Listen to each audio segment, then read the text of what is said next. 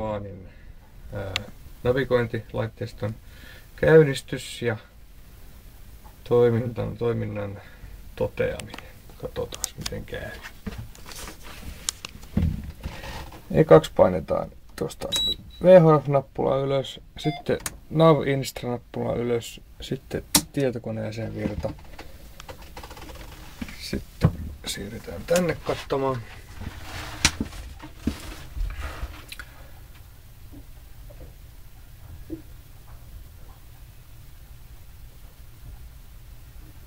Noin, tietokone lähti päälle.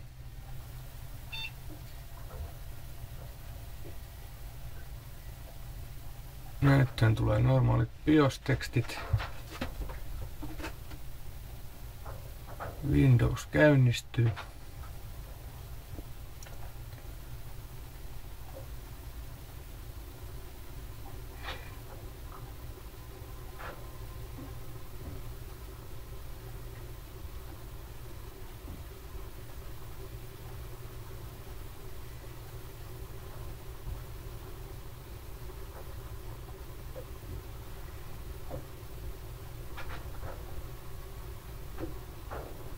Noin, nyt meillä on Windows päällä ja kepsi näyttää paikkaa.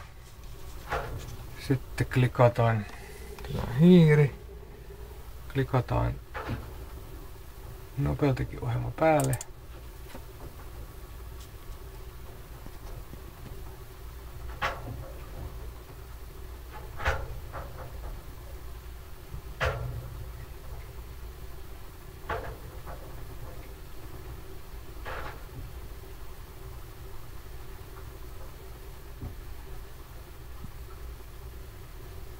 Noin.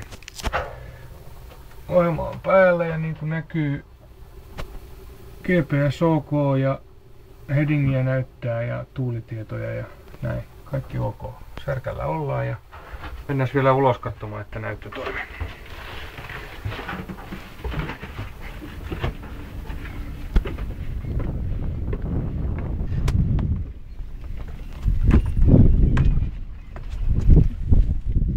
Noin.